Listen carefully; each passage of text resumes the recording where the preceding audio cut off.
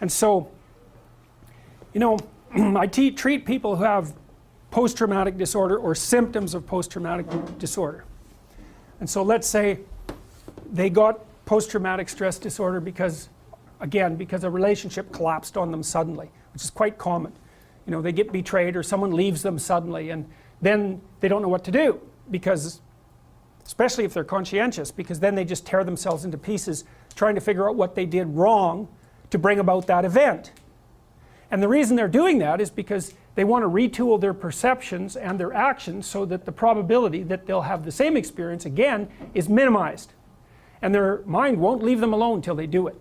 And no wonder, right? Because if you fall into a big pit and you get really hurt, the first thing you should figure out is how to not fall into big pits anymore. And your mind is set up exactly for that. And so what you do with someone who's having problems like that, so maybe they're waking up at the middle of the night obsessing about what went wrong, is you walk them through it. You do a situational analysis first, because one of the oversimplifications that people make, and this is especially true for conscientious people, is if something bad happened to me, I must have done something to deserve it. Now that's actually a pretty functional idea, because it suggests that there are things about your behavior that you could change that would make the future better. But the problem is that, say if it's the collapse of a relationship and you've been with that person for 8 years or longer, well, you did so many things with them that the idea that you did something wrong pretty much extends to every single thing you ever did with them. And that's, how are you going to fix that? And so that's part of the trauma, actually. The trauma is 80 million snakes all at the same time. It's like, well, forget it. You don't have time to go through all that material. And so partly what you do is with people, and this is what you should do with yourself too, is you do a situational analysis. It's like, don't be assuming necessarily that the thing that happened to you only happened to you because of what you did or didn't do. There's all sorts of factors at play. So one of the things that sometimes I do with clients is, if they were in a relationship and I can get some reasonable personality information about both of them, I can point out where they were temperamentally incompatible. Like if you're a highly conscientious person and your partner is very, very low in conscientiousness, it's like, well, good luck to you two. How the hell are you ever going to work that out? Because you want everything to be exactly where it's supposed to be, and you're working all the time, and your partner could care less whether things were where they're supposed to be, and they're not going to work. And you can butt heads about that forever. The probability that you're going to shift it, except to some minor degree, is very, very low. And so sometimes you end up with someone with whom you get along very well on one temperamental dimension, and you're an absolute catastrophe on the other 4.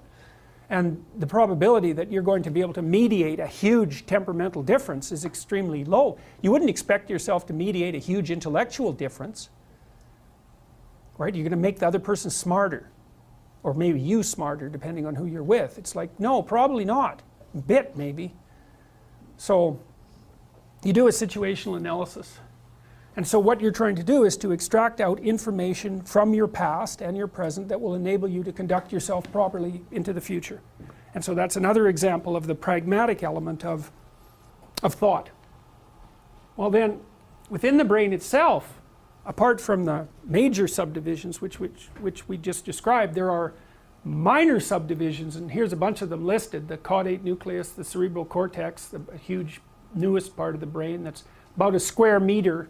If you unfold it, it's all folded up, and most of the processing occurs right on the surface. That's the idea anyways. The thalamus, that's a place where a lot of the information in the brain appears to be integrated. The cerebellum helps you with balance and the sequencing of complex motor activities. The hippocampus, that's the one we talked about before. One of the things that the hippocampus seems to do is compare your model of the world as it's unfolding with the model that you desire to be occurring, and then keeps track of mismatches. And if it detects a mismatch, then it disinhibits other emotional and motivational centers. And that's the beginning of your response to the unknown. So one of them is the hypothalamus. I'm going to concentrate on it for a bit. It's a little tiny part of the brain that's pretty much at the top of the spinal cord. See, it's really small compared to the rest of the brain. Now, it turns out that imagine this is a cat brain for a minute, and you take off the whole cat brain, except for the hypothalamus, which people do. You take off the whole cortex, for example, and then the cat's still alive if you do it carefully, but it doesn't have much of a brain, and so you might think, well, that cat would just do nothing, but cat's actually pretty functional if it's reduced just to its hypothalamus, and that's because the hypothalamus is an incredibly important part of the brain, and it provides what I would say constitute the major frames, the major psychological frames. And so like a decorticate cat can still eat and drink and regulate its body temperature and engage in defensive aggression, and if it's female it can still mate. Male can't, because the male mating behavior is more complicated, and as long as you keep it in a bounded environment it can function reasonably well. It's hyper curious though, which is very weird, because you wouldn't expect a cat with no brain to be curious about anything, but a cat with no brain is curious about everything, and that seems to be because part of the reason that you aren't curious about something anymore is because you've investigated it and you've built a representation of it that's functional, and that functional representation then stands for the thing itself, and then you can ignore it, and so you learn to ignore things. They're interesting to begin with, and then you learn to ignore them. And so one of the things that I think artists do, if they're great artists, is remind you that there's more to things than you see now that you've learned to ignore them. So you get a kind of a hallucinogenic painting of flowers like Van Gogh might produce, like his famous irises, which I think sold for like $220 million or something outrageous. It's like what Van Gogh is trying to show you is what those flowers looked like before you thought you could see them, because now you flower and you walk by, you know. You don't see it at all because you're off to get a peanut butter sandwich or something. You don't have time to glory in the wonder of the world, you know. You've got something practical to do. So, all right, so we're going to zoom in on the hypothalamus here. And what you see, of course, when you zoom in on the hypothalamus is that it's not a thing. It's a whole bunch of things, and then it's one of those horrible whole bunches of things that are made out of even more bunches of things, and they're made out of more bunches of things. And what's really interesting about going down the body from an analytic perspective is it doesn't seem to get less complex as you go farther down, you know. Like some of the, I should actually show you that. I haven't showed you that little video of DNA fixing itself, eh? Oh, I better show you that. It's so cool. It's ridiculously cool, so you definitely need to see it. So like that's just so ridiculously mind-blowing that it's almost unbearable. I mean, to think about that as clockwork even is a pretty strange idea, because, well, those little things walk over obstacles. It's like, how the hell does that happen? They're just molecules. So it's so cool, because when you go down you'd think simple, but you know. And you know, he said at the beginning when they were taking that, when the little machines were taking that DNA apart, that he didn't show the error correcting. You know, there's other little machines that go along and see if everything's okay, and if it isn't, they cut it out and put a right piece in. It's like, yeah, things we don't understand. There's no shortage of them, that's for sure. Okay, so what I'm doing in some sense is walking you through a psychophysiological or representation of Piaget's developmental process, I would say. So I wanted to zero in on the hypothalamus because it seems to me the thing that sets the most basic frames. And so we'll go ahead with that. So you see that it's made up of all these little parts. And so it's called the hypothalamus more for convenience than because it's a homogeneous set of structures, because it's not a homogeneous set of structures. And this is something to consider very carefully when you're thinking about the terminology that psychologists use, or that you might use to describe your own behavior. Because you know, you can roughly, there is a psychology of motivation and there's a psychology of emotion, and you might think, well, emotion and motivation are categorically different entities, but they're not.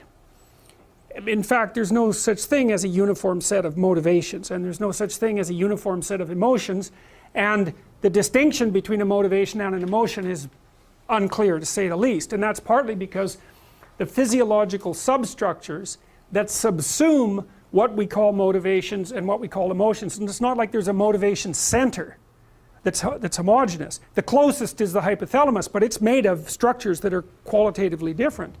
And then the emotions, because I have to use that descriptive terminology because we have to communicate about it somehow, there's all sorts of different structures in the brain that contribute to emotional expression, and they're not even in the same place, much less composed of identical structure or function.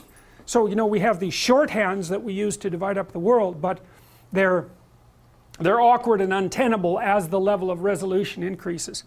But anyways, I'm still going to go with motivation and emotion because it's a useful simplification. But you can see with the hypothalamus that there's all these complicated little subsystems in there. And then I showed you that video to show you just how complicated the subsystems are, all the way down to the molecular level. How those little machines manage what they do is completely beyond me. To call it clockwork when those little things that can walk over obstacles. It's like clockwork does one thing, only. Click, click, click, click. That's all it does. No exceptions. This thing walks over obstacles to get where it's going. It's like, who knows what's going on down there. But it works well enough, so here we are, weirdly enough.